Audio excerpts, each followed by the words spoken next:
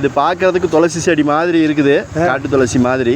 இது என்ன மூலிகை, இதோட பயன்பாடு சொல்லுங்கய்யா. இது வந்து பூலம்பிசின்னு சில பேர் சொல்லுவாங்க. இது வந்து சிறுநீரகத்தை சரி பண்ணும். சிறுநீரகத்தை சரி செய்யும். ஆமாம் ஆமாம். கிரியாட்டின், யூரியா, உப்புச்சத்து இருக்குது பார்த்தீங்களா. இதுக்கு வந்து இது வந்து சூரணமாக நிழற்பாடமாக எடுத்து வச்சு சாப்பிட்லாம். பச்சையாக சாப்பிட்டா இன்னும் ஸ்பீடு அதிகம். பார்த்தீங்களா, இப்படி நம்ம சாப்பிட்லாம். அழகம் வெள்ளு சாப்பிட்லாம். இது இலையவா இல்லை பூ வைங்க? இலை இலை இலை இலைய பூவும் சாப்பிட்லாம். அது ஒன்றும் பெரிய விஷயம் இருந்தால் பாருங்க. ஐயோ சாப்பிடலாம்.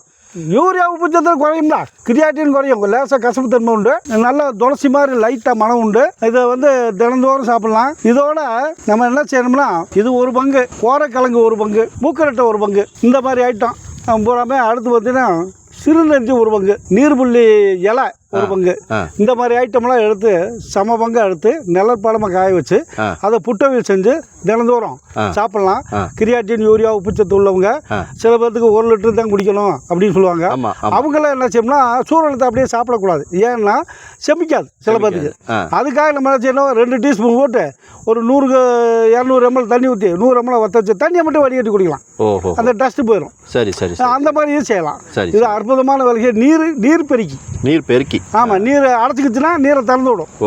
அது உள்ள தேவையில்லாத கழிவுகளை வெளியேற்றக்கூடிய அற்புதமான மூலிகை மலை துளசின்னு சொல்லுவாங்க. இன்னும் கேட்டீங்கன்னா எங்கள் ஏரியாவில் வந்து பூனை மிசின்னு சொல்லுவாங்க. மலை பூனை மிசை.